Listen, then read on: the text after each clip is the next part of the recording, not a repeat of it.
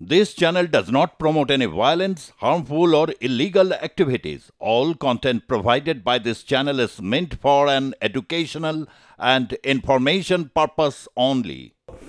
দুর্ভাগ্যজনক এবং গভীর উদ্বেগের ব্যাপার যে বাংলাদেশে হিন্দু সনাতন জাগরণ মঞ্চের যিনি মুখপাত্র এবং ইসকনের সাথে যার জীবন শুরু হয়েছিল সেই চিন্ময় কৃষ্ণ দাস তাকে গতকাল গ্রেপ্তার করা হয়েছে এবং গ্রেপ্তার করা হয়েছে ঢাকা থেকে। তাকে শাহজালাল এয়ারপোর্ট থেকে গ্রেপ্তার করে নিয়ে যায়। আমরা ছবিতেও দেখতে পেয়েছি যে সেখানে আনসার বাহিনীরাও ছিল এবং আজকে তাকে যখন আদালতে নিয়ে আসা হয় এবং প্রচুর আইনজীবী এবং পরিষ্কার দেখা যাচ্ছে যে তিনি বিধ্বস্ত ক্লান্ত, এমনি খুব অল্প বয়সে কঠিন দায়িত্ব নিয়ে তিনি অবতীর্ণ হয়েছেন।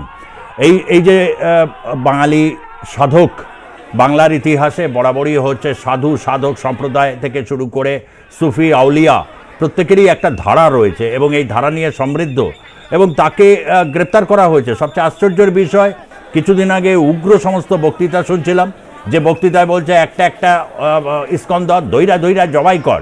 তারা কিন্তু মুক্ত বিহঙ্গের মতো বাংলাদেশে এখন ঘুরে বেড়াচ্ছে, কিন্তু যারা এর বিরুদ্ধে প্রতিবাদ করলো, যারা ভয়ে কম্পিত ছিল, তাদেরকে গ্রেপ্তার করা হচ্ছে এবং তার এই ছবি আপনারা দেখতে পাচ্ছেন আদালতে, এবং তার হয়েও 51 জন আইনজীবী তারা লড়াই করেছেন। হ্যাটস অফ তাদেরও যে তারা লড়াইয়ে নেমেছেন। তার কারণ আমরা কিছুদিন আগে দেখেছি সমন্বয়কদের দ্বারা যে সরকার, ডক্টর ইউনূসের সরকার, সেই সরকারের ক্ষেত্রে দেখেছি আদালতে বয়স্ক আইনজীবী জাস্ট আওয়ামী লীগার বলে তাদেরকে কীরকম হেনস্থা, মারধর সমস্ত কিছু হয়েছে। বাংলাদেশের বিচার ব্যবস্থায় আমরা দেখেছি গণভবনের পর প্রধান বিচারপতির অবস্থা আমরা দেখেছিলাম। আজকে তাদের কাছেও একটা বড় কিন্তু পরীক্ষা দেওয়ার দিন আগামী দিনে। গোটা বিশ্বেও কিন্তু এগুলো দেখছে। ভারতকে শুধু একা বাংলাদেশ যদি নিশানায় নিয়ে আসে যে ভারতের মিডিয়া, সেই মিডিয়া নাকি তারা উত্তেজনা তৈরি করছে, কিন্তু কি অবস্থা হয়েছে প্রথম আলো বা ডেইলি স্টারের সামনে, সেখানে জিয়ারতের নামে গরু জবাই থেকে শুরু করে জুম্মার নামাজ পড়া হচ্ছে। আমরা তো জানি জুম্মার নামাজ, পবিত্র জুম্মার নামাজ তো মসজিদের ভেতরে পড়া হয়, কিন্তু ওপেনলি এগুলো করা হচ্ছে। সাংবাদিকদের লাগাতার ভয়, চট্টগ্রাম থেকে শুরু করে বিভিন্ন জায়গায় তাদের উপর যেভাবে সংবাদ মাধ্যমের অফিস অর্থাৎ ডেইলি স্টার এবং প্রথম আলো, তা কিন্তু আজকের বাংলাদেশে, যে বাংলাদেশ বলেছিল পরিবর্তনশীল বাংলাদেশ হবে, এক নতুন বাংলাদেশ জন্ম হবে, এক নতুন কিছু হবে, এই নতুনত্বের চেহারা পাচ্ছি। যার সাথে অন্যান্য অনেক দেশ আছে, যে দেশগুলোতে আমরা সেখানে ধর্মীয় থেকে শুরু করে অন্যান্য সংখ্যালঘুদের কি বিভৎস পরিস্থিতি হয়, সেই পরিস্থিতি কিন্তু আজকে দেখা যাচ্ছে। লাগাতার পারসিকিউশন হয়েছে। বারবার চিন্ময় কৃষ্ণ দাস কথা বলেছেন 1947-এর পর 1971-এর পর অনওয়ার্ডস, তারপর যতবার বাংলাদেশে পট পরিবর্তন হয়েছে ততবার হিন্দুদের উপর একটা বড় রকম আক্রমণ সংগঠিত হয়েছে। বলে রাখা ভালো যে বিএনপি থেকে শুরু করে আওয়ামী লীগ যারা এগুলো বলছেন, এবং অনেক ক্ষেত্রে ছাত্রলীগের লোকজনও কিন্তু তারা এই ধরনের সুযোগ পেলে উস্কানিতে তারাও কিন্তু সামিল হচ্ছেন। অন্যদিকে বিএনপির মহাসচিব বলছেন ভারত শুধুমাত্র আওয়ামী লীগকে কেন দেখবে, ভারত কেন অন্যান্য যে রাজনৈতিক দলগুলো তাদের সাথে কোনো রকম সম্পর্কই স্থাপন করেনি। শুনতে বেশ ভালো লাগে। নিঃসন্দেহে যে আওয়ামী লীগের প্রতি অতিরিক্ত এই নিয়ে প্রশ্ন এসেছে, এবং এই চিন্ময় কৃষ্ণ দাসকে নিয়ে বাংলার রাজনীতিও ক্রমশ কিন্তু উত্তাপ বাড়ছে। আজকে বিধানসভায় এই প্রশ্নে সেখানে ভারতীয় জনতা পার্টির শুভেন্দু অধিকারীর নেতৃত্বে, যিনি নিজেকে পশ্চিমবঙ্গের সনাতনী বলে সবসময় দাবি করেন, এবং তিনি পরিষ্কার বলেছেন চিন্ময় কৃষ্ণ দাসের মুক্তি চাই, না হলে কিন্তু বিভিন্ন সীমান্তের উপরে কিন্তু তারা উড়ে আসবে। সমস্ত এমএলএদের দেখা যাচ্ছে, ঠিক তার পেছনে শুভেন্দু অধিকারীর পেছনেই দেখা যাচ্ছে বাঁকুড়ার বিধায়ক নীলাদ্রি শেখর দানা, যিনি দীর্ঘদিনের হিন্দু মহাসভার একজন তার পারিবারিকভাবে প্রতিষ্ঠিত নেতা। যে বিষয়টা জানতে চাইব যে বাঙালির দুটো সত্তা আছে। ধর্মীয় সত্তা তো একটা অবশ্যই প্রবল সত্তা হিসাবে রয়েছে, অস্বীকার করতে না চাইলেও এটা বারবার এসছে। আমি খুব সংক্ষেপে একটু শুধু ধরিয়ে দিতে চাই, কেন বিস্তারিতভাবে জায়গার আমরা আজকের কিছু পরিপ্রেক্ষিত শুনতে চাইব আপনার কাছ থেকে। সেটা 47 সালে যখন দেশভাগের আগে দ্বিজাতি তত্ত্বের সাথে হিন্দু জমিদারতন্ত্রের বিরুদ্ধে একটা লড়াই তারা জারি করেছিলেন। আমার মনে হয় যে হিন্দুদের উপর যে অত্যাচার বা হিন্দুদের উপর পারসিকিউশনস বা যা কিছু হচ্ছে তার ভিত্তি যেন ওটা থেকে গেছে, এটা যেন ডিএনএতে ক্যারি করছে, এটা আমার মনে হয়েছে। এটা কি আদপে সত্য? বা পশ্চিমবঙ্গ কি এই প্রশ্নে যে উত্তেজনা তৈরি হচ্ছে, এবং বাংলাদেশের অনেক মিডিয়া থেকে শুরু করে তাত্ত্বিক বুদ্ধিজীবী, সে ডক্টর সলিমুল্লাহ খান হোক, কখনো ফরহাদ মাজার হোক, বা কখনো হচ্ছে ফাহাম আব্দুল সালাম হোক, আর পিনাকি ভট্টাচার্য তো আছেনই, তার বক্তব্য সম্পূর্ণ আলাদা। তারা বলছেন যে ভারতের আগ্রাসী ভূমিকা, এই সমস্ত বলে তারা পরিস্থিতিকে কি জলটাকে ঘোলা করতে চাইছেন। কি পরিস্থিতি, কি বলবেন? প্রথমেই আমি আর+ চ্যানেলকে ধন্যবাদ জানাতে চাই যে বাঙালির এই জ্বলন্ত সমস্যা নিয়ে এই আজকে যে আলোচনাটি করার জন্য, ঠিক আছে। এবং প্রথমে যেটা বলতে চাই যে বাংলাদেশে আমাদের এই পশ্চিমবঙ্গে অনেকের রুটস বাংলাদেশে, এই মুহূর্তে অনেকের আত্মীয় থাকেন বাংলাদেশে, তারা আমাদের রক্তের রক্ত।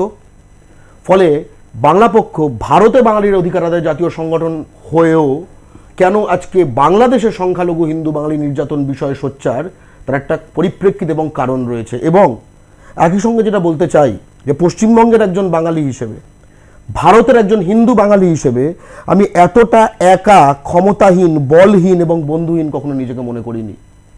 আমি আজকে যখন দেখছিলাম যে যখন নিউজটা ব্রেক করলো যে চিন্ময় প্রভুকে বেল দেওয়া হয়নি, আমি আর+ চ্যানেল দেখছিলাম, তারপর আমি পরপর বাংলা চ্যানেলগুলো দেখতে শুরু করলাম, ঠিক আছে। সব জায়গায় একই খবর।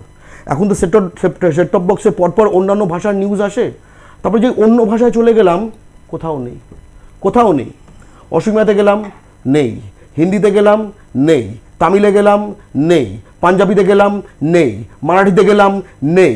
কোথাও নেই। অর্থাৎ আজকে হিন্দু বাঙালি এবং পশ্চিমবঙ্গের বাঙালি যার প্রাণ কাঁদে যে কেন একটা সাম্প্রদায়িক আক্রমণ হবে সংখ্যালঘুর ওপর, সেখানে আমরা অত্যন্ত একা হয়ে দাঁড়িয়েছি। অথচ 1947 সালে পশ্চিমবঙ্গে আমার ঠাকুমার বর্দা গোবিন্দলাল ব্যানার্জি খুলনার এমএলএ ছিলেন।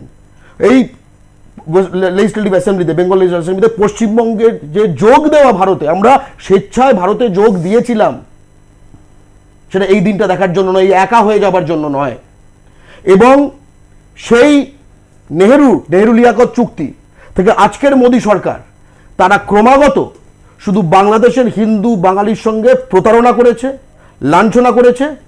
আমি ইন্দিরা গান্ধীকে এক্ষেত্রে একটা এক্সেপশন বলবো, কিন্তু আমরা যদি এই দীর্ঘ লাইনটা নেই, শুধু প্রতারণা আমরা পেয়েছি। আমরা আজকে যখন বলা হচ্ছে দুনিয়ার হিন্দু এক হও, আমি তো ভারতের হিন্দুদের নানা রকম যে সব চ্যানেলগুলো দেখলাম, কোথাও কিছু নেই। তাদের সব নিজের হেডেক আছে, হেডেকটা শুধু আমাদেরই। আমি অন্যান্য সব চ্যানেলকে বলবো, বাংলা চ্যানেল তারা দেখিয়েছে, আর যে ভাষাটা বাংলা নয় তখন আর নেই। তার মানে এটা আমাদেরই বিষয়, আমরা একা। আবার এই একা থাকা অবস্থায় তাহলে কি করা যায়, সেইটা হচ্ছে আমাদের আজকে বোঝার কথা। এবার একটু করে আসি, কারণ সবার বক্তব্য শোনা খুব, আপনি যে পয়েন্টে মানে প্রশ্নটাকে রাখলেন যে একা অবস্থায় কি করা যায়, খুব মৌলিক প্রশ্ন এটা ঠিক কথা। চিন্ময় কৃষ্ণ দাস যখন লড়াইটা হচ্ছে, বারবার করে এটা হচ্ছে, ইসকনের আন্তর্জাতিক বিভিন্ন সংগঠনগুলো এই ক্ষেত্রে অনেক ক্ষেত্রে করেছে, কিন্তু কেন বাকিরা রেসিপ্রোকেট করছে না? আমি একটু মিস্টার শ্রীবাস্তবের কাছ থেকে এটা জানতে পারি যে এই রেসিপ্রোকেশন, বিপদে পড়লে মানুষ, যে কোনো মানুষেরই একটা থাকে, যখন এরকম একটা সংকট বা যখন আসে তখন একটা এগিয়ে আসার প্রশ্ন একটা থাকে। বাংলাদেশের ক্ষেত্রে ভারতে এটা তো একটা ভূমিকা কেন হচ্ছে না, সেই জায়গাটা তো একা লড়তে গিয়ে, এটা তো একটা অভিজ্ঞতার কথা বললেন, কিন্তু বাংলাদেশে এই পরিস্থিতি বাংলাদেশের ফল্ট লাইনগুলোকে কি আরো চওড়া করছে? খুব ভালো প্রশ্নটা করেছেন আপনি। দেখুন, এটা যে আমাদের বাউন্ডারি আছে, এটা আর্টিফিশিয়াল বাউন্ডারি। আপনি দুদিকের মানুষকে আপনি চেঞ্জ করতে পারবেন না, ওদের সংস্কৃতি চেঞ্জ করতে পারবেন না, ওদের ভাষা চেঞ্জ করতে পারবেন না। 1952-তে বাংলাদেশের একটা আন্দোলন হয়েছিল, ভাষা আন্দোলন। ওইটাই নিয়ে আপনার বাংলাদেশ আজকে ওয়েস্ট পাকিস্তান থেকে দূর হয়েছে। ওটা বাংলা লিপি, ওদের কনস্টিটিউশনে লেখা আছে যে আমাদের কনস্টিটিউশনে বাংলা লিপি আমাদের ন্যাশনাল ল্যাঙ্গুয়েজ থাকবে, বুঝলেন? আমার সোনার বাংলা, আমাদের বিশ্বগুরু রবীন্দ্রনাথ ট্যাগোরের কথা সবগুলো ওখানে আছে। এইটাই আপনার ফল্ট লাইন ওরা ডেভেলপ করতে চাইছে। একটা গ্রুপ অফ পিপুল যারা মাদ্রাসা ট্রেন্ড, ওদের কাছে কোনো কোয়ালিফিকেশন নেই। আমরা তো ওখানে 3000 লোক ওখানে রক্ত দিলাম, মাটির জন্য নয়, বারবার বলছি আমরা তো ওখান থেকে বেরিয়ে আসলাম ইন্ডিয়ান আর্মি যখন গেছিল। কেন আমরা অ্যাগ্রেসর নয়। আর এই যে ফল্ট লাইন যেটা ডেভেলপ করার চেষ্টা হচ্ছে কি আমি কনস্টিটিউশন চেঞ্জ করে এটা আমি ইসলামিক স্টেট করে দেব, কি পেলেন ওরা? কি পেলেন? 15 বছর তো ছিল বাংলাদেশ একটা Islamic state under the military rule, কিছু পাবেন না। এখন কি হচ্ছে এই 5 আগস্টের পর এইটি যে ডক্টর ইউনূস যে আমাদের জানাই বাংলার উনি যে করছেন এটা তো সবাই দেখছে। এখন তো ট্রাম্পও বলে দিয়েছিলেন ওনার ইলেকশন টাইমে যে মাইনরিটির উপর তুমি হামলা করবো না। এইটা আমি আপনাকে বলছি যে এই যে বর্ডারের দুদিকে আর্টিফিশিয়াল বাউন্ডারি দুদিকে আমাদের একটাই কালচার, একটাই ল্যাঙ্গুয়েজ, সব কিছু একটা। তাই জন্য জানেন আজকে যারা আরবিক ল্যাঙ্গুয়েজ বা আমাদের পার্সিয়ান ল্যাঙ্গুয়েজ ওখানে ঢোকাতে চায় ওদের জন্য প্রবলেম হচ্ছে। যারা মৌলবাদী ওরা চাইছে না যে আমাদের যে বাঙালি লিপি, আমাদের বাঙালি যে সাহিত্য আছে, আমাদের বাঙালি কালচার আছে ওটা বিশ্বে আরো ছড়ে পড়ুক। ওদের যে ফ্লেভার আছে, ওদের যে সুইটনেস আছে, ওদের যে কালচার পিকচার আছে, ওদের মিউজিক আছে, ওটা ছড়ে না পড়ুক। এইটাই আপনার ফল্ট লাইন ডেভেলপ করার চেষ্টা করছে। That is point 1। Point 2, sir এইটা তো আপনি একটা দেখালেন কি হচ্ছে। নাও সিটিজেন চার্জ, এটা সিটিজেন চার্জ এরকম লাগে না আপনাকে। প্রসিজার আপনি যদি দেখেন এটা আপনার খুব কনসেপ্ট, বিকজ স্বামীজি একটা অর্ডিনারি লোক নয়, রাইট? আর উনি এক জায়গা থেকে অন্য জায়গায় যাচ্ছিলেন, আপনাদের চ্যানেলেরই রোববারে আপনার চ্যানেলেই তো ওনার ডিসকাশন হচ্ছিল, সোমবার এটা হয়ে গেল, ঘটিত হয়ে গেল, রাইট? তো উনি অর্ডিনারি লোক নয়, তাহলে who is taking the decision? এই ফল্ট লাইনটা আপনি বুঝুন। কি আমাদের প্রেসিডেন্ট, ওখানকার বাংলাদেশ প্রেসিডেন্ট এটা ডিসিশন নিয়েছেন না, ওখানকার আপনার আর্মি চিফ নিয়েছেন না, ওখানে আপনি ডক্টর ইউনূস নিয়েছেন না, অন্য কেউ নিয়েছে? কাউকে না কাউকে একটা ডিসিশন নিতে হবে। তাহলে কে নিয়েছে? This is the $1 million question. আর আপনি আস্তে আস্তে যদি আপনি দেখেন আপনি বুঝতে পারবেন কারা নিয়েছে। এইটা গ্রুপ অফ রাফ পিপুল যারা মাদ্রাসা ট্রেন, যাদের বিশ্ব চালানোর কোনো নেই, এক্সপিরিয়েন্স নেই, ওরা এই ডিসিশন নিয়েছে। অ্যান্ড দিস ডিসিশন আমি পরে বলছি এর ইমপ্লিকেশনটা কি হবে।